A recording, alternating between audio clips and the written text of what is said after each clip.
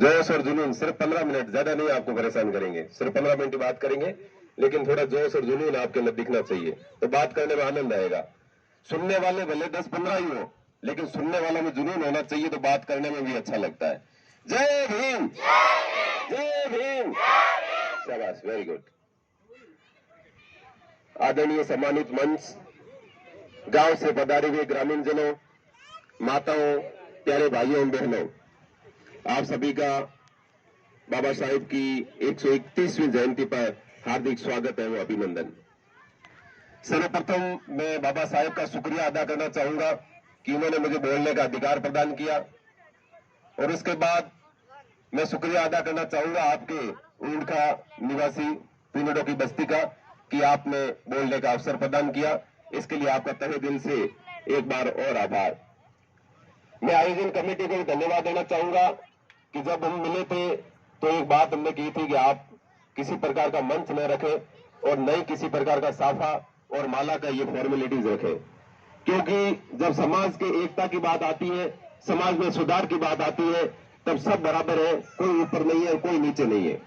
ऐसा नहीं हो सकता कि 1-2 डिग्री लेकर थोड़ा पढ़ के हम उसे स्टेज पे बैठ जाए और हमारे से बुजुर्ग जिन्होंने बड़ी मेहनत करके हमको पढ़ाया है, अच्छी जगह पे पहुंचाया है, वो हमसे नीचे बैठे रहे। वो हमारे बराबर होने चाहिए, बराबर नहीं तो कम से कम एक स्टेप में होने चाहिए, तो बड़ा अच्छा लगता है। शुरुआत करते हैं एक छोटी सी कहानी से। एक फैक्ट्री के अंदर एक मशीन खराब हो जाती है, एक फैक्ट्री के अंदर मशीन खराब हो जाती है, बड़े बड़े मैकेनिक इधर उधर से बुलाए जाते हैं मालिक के द्वारा, लेकिन मशीन सही नहीं होती है। बड़ा देखने की कोशिश करते हैं कि मशीन को ऐसा क्या हुआ, बड़े महंगे महंगे मैकेनिक आते हैं, मशीन को सही नहीं कर पाते हैं।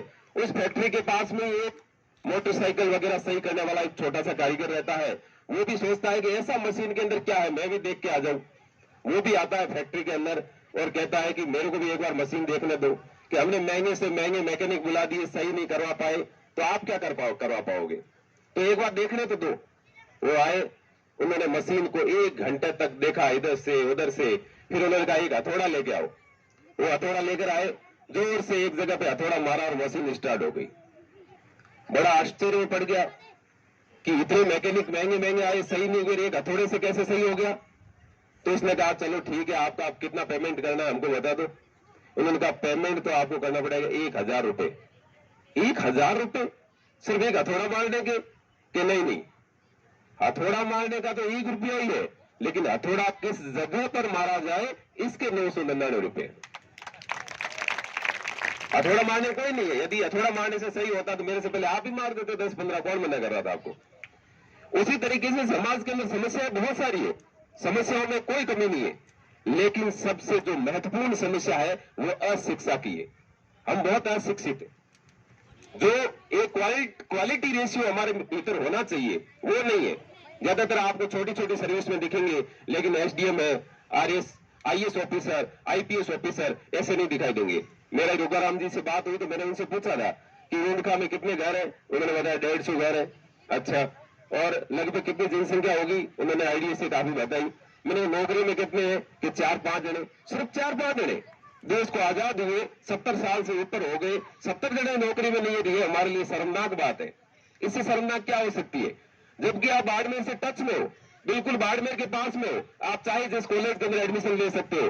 जो दूर बॉर्डर पे बैठे उनका सोच सकते हैं कि वो कॉलेज में कब जाएंगे, उनको समय मिलेगा कि नहीं मिलेगा, हो सकता है उनके रहने की व्यवस्था नहीं है, ऊंटखा से आप आराम से अप डाउन कर सकते हो। फिर शिक्षा की स्थिति ऐसे कैसे।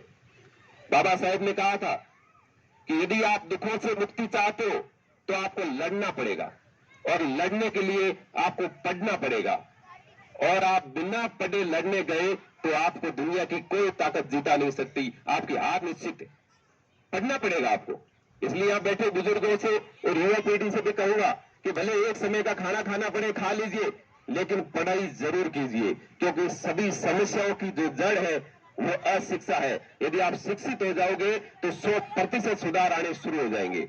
आपने ब्रिटेन का नाम सुना है, इंग्लैंड, ब्रिटेन का नाम सुना, नक्शे के अंदर कितना सा दिखाई देता है, ये छोटा सा दिखाई देता है, लेकिन उसने पूरी दुनिया पे राज किया, सभी देशों पे। इस दुनिया के अंदर जितने भी देश है लगभग सभी देशों पर राज किया है, सिर्फ और सिर्फ किसके बलबूते, शिक्षा के बलबूते। उनको शिक्षा मिली, इसलिए उन्होंने वहां पर पूरी दुनिया पर फूट डालो, राज करो की नीति अपनाई और राज किया। यदि हमें आगे बढ़ना है, कुछ करना है, तो हमें शिक्षित होना ही पड़ेगा, इसके अलावा कोई उपाय नहीं है।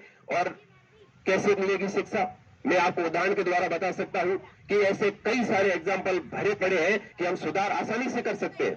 मैं आपको 2 उदाहरण देना चाहूंगा, 2 गांवों के उदाहरण देना चाहूंगा कि किस तरीके से बदले देश की आजादी के बाद। पहला उदाहरण देना चाहूंगा निम्बाहेड़ा का, जो कि स्थित है निम्बाहेड़ा चित्तौड़गढ़ के अंदर स्थित है।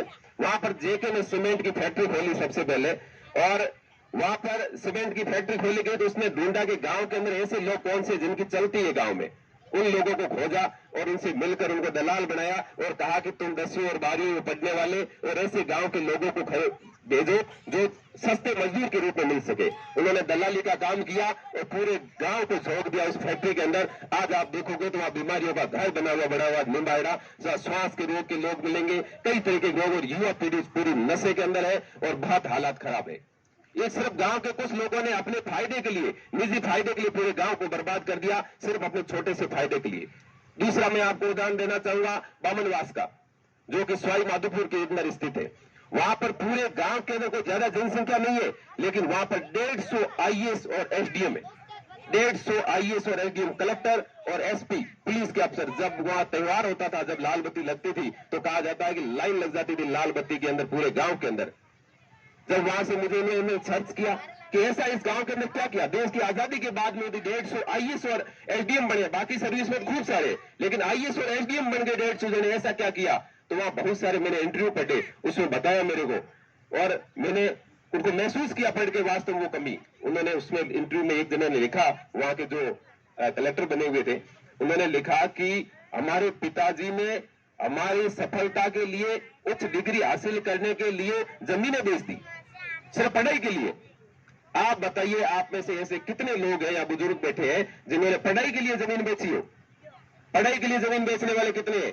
आपको यहाँ बहुत कम दिखाई देंगे। पढ़ाई के लिए कोई जमीन नहीं बेचता है, लेकिन मृत्यु भोज करना है तो जमीन बेच देंगे। एक दिन की इज्जत के लिए आप जमीन बेच रहे हो, और एक बच्चे की जिंदगी पूरी बन रही है, उसके लिए आप जमीन नहीं बेच सकते।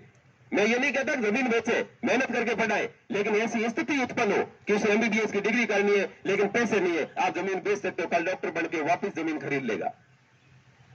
लेकिन लोग जमीन बेच के स्कॉर्पियो खरीदते हैं, जैसे कि डॉक्टर साहब कह रहे थे, और ऐसे आराम की चीजें खरीदते हैं, महंगी महंगी शादियां करते हैं, और शराब की अच्छी अच्छी बोतलें लाके पीते हैं। क्या फायदा इससे? समाज का बुराई हो रहा है।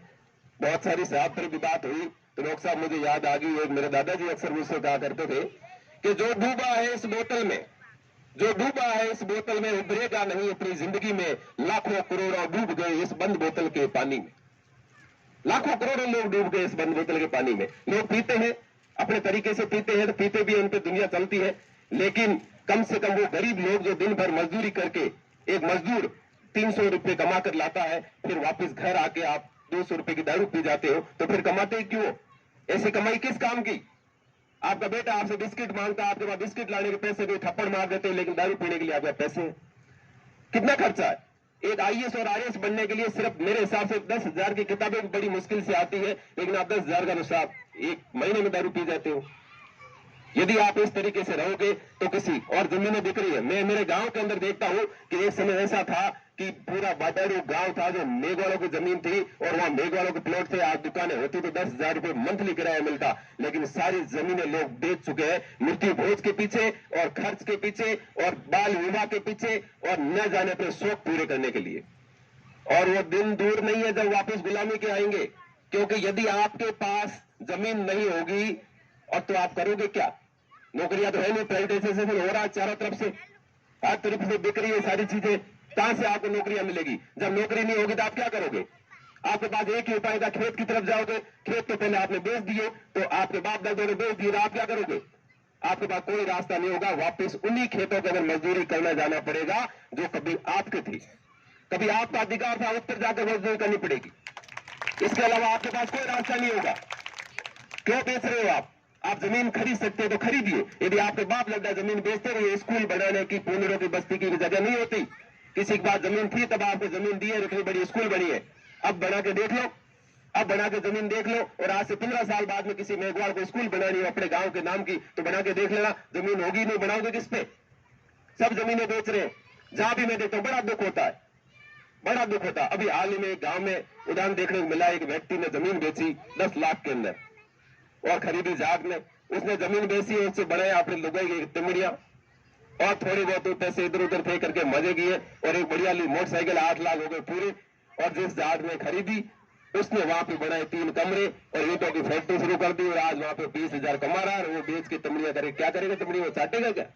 क्या करेगा? क्या काम की ऐसी चीजें? मैं तो माताओं से भी कहना चाहूंगा, बहनों से भी कहना चाहूंगा कि ऐसे गहने किसी काम के नहीं जो आपके ऊपर कर्ज चढ़ा दे। कर्नल बैंसला का कथन मुझे याद आता है, जो अब इस दुनिया में नहीं रहे। वो कहते थे कि भाइयों, गुर्जर भाइयों, भूरे खाकर जिंदगी बिता लेना, लेकिन कर्ज मत करना, क्यों कर्ज आपके स्वाभिमान को मार देता है, आपको जीने के लायक नहीं छोड़ता है, आपको बच्चों को पढ़ने के लायक नहीं छोड़ता है, आपकी जिंदगी को तबाह कर देता है कर्ज। क्योंकि जो कर्ज के ऊपर ब्याज होता है ना, 3 का, 4 का, 5 का, मुझे तो पता नहीं, अभी मकान बनाया तब लिया था 1 के ब्याज से लिए थे, उसने भी हालत खराब कर दी। तो मेरे हिसाब से जो 2-2, 3-3 रुपए के ब्याज में लेते उनकी क्या हालात होगी, क्या उनके पीछे? वो जिंदगी भर नहीं भर सकता। ब्याज देने वाले तो देंगे क्योंकि उनको पैसे मिल रहे हैं, लेकिन आप क्या कर रहे हो? आप परिवर्तन कर सकते हो आराम से। मैंने आपको बामनवास में लोग रहते थे, उनके 2 हाथें थी, 2 टांग थी, 2 आंखें थी, वही थे जो हम थे, वो भी जी रहे हैं, वो भी खाना खा रहे हैं। जब वो परिवर्तन कर सकते तो हम क्यों नहीं कर सकते? हम क्यों नहीं कर सकते? ऐसी हमारे अंदर क्या कमी है?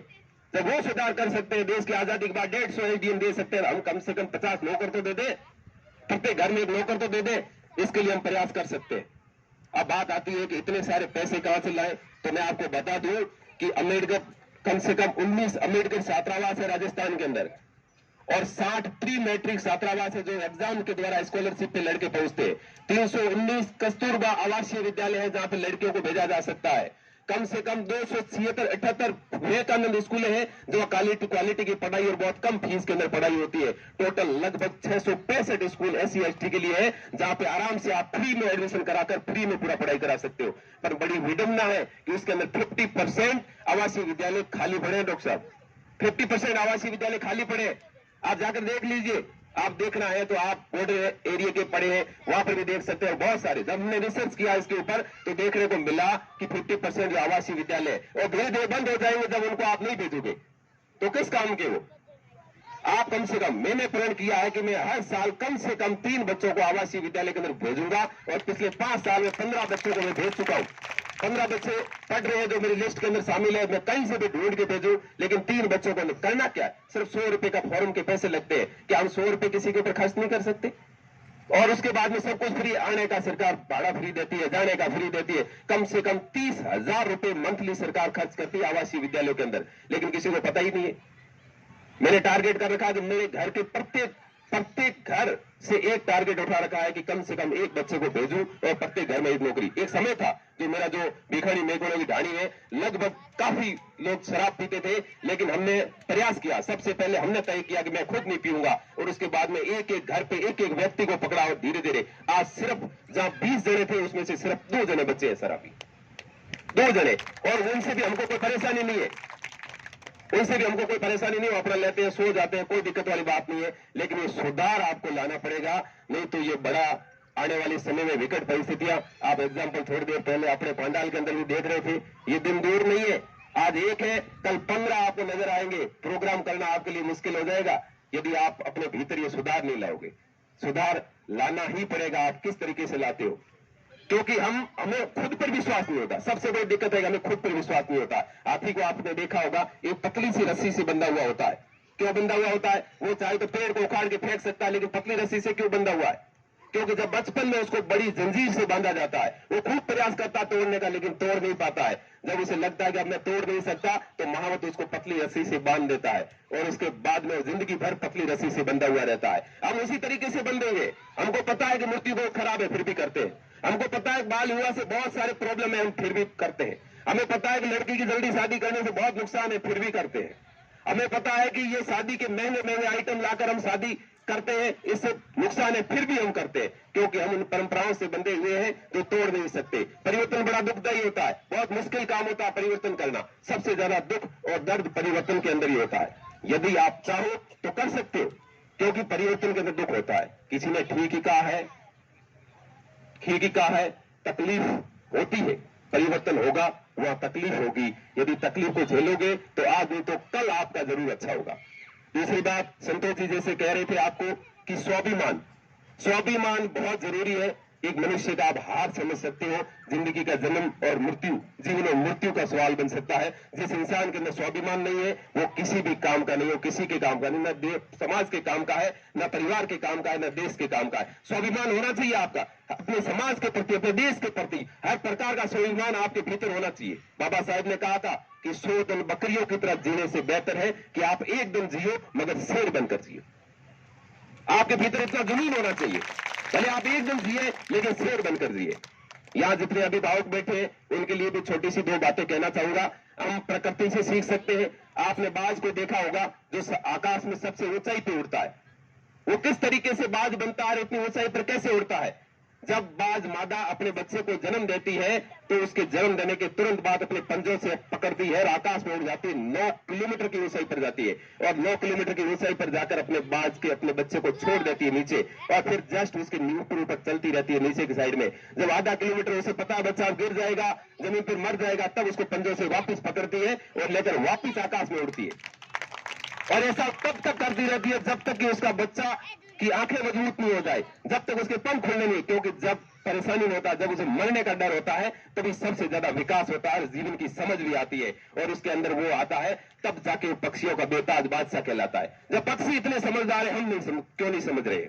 हमें भी अपने बच्चों को मजबूत बनाना चाहिए, ऐसा साहसी बनाना चाहिए कि वो हर जगह पर मुकाबला कर सकते। राजिया के सोठे में कहते हैं कि परम खिड़िया कि हिम्मत कीमत हो, बिन हिम्मत कीमत नहीं, करे न आदर कोई, रद कागज यूं राजिया।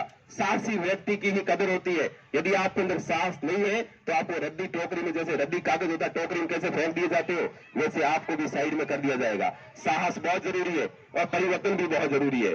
हम यहाँ आए हैं, हम आपसे उम्मीद कर रहे हैं। इन्होंने बड़ा कार्यक्रम अच्छा करने की कोशिश की है। आयोजन कमेटी को बहुत बहुत धन्यवाद इतने शानदार कार्यक्रम के लिए। आपके लिए 2 शब्द कहना चाहूंगा कि रखना हौसला, वो मंजर भी आएगा, प्यासे के पास चलकर समंदर भी आएगा।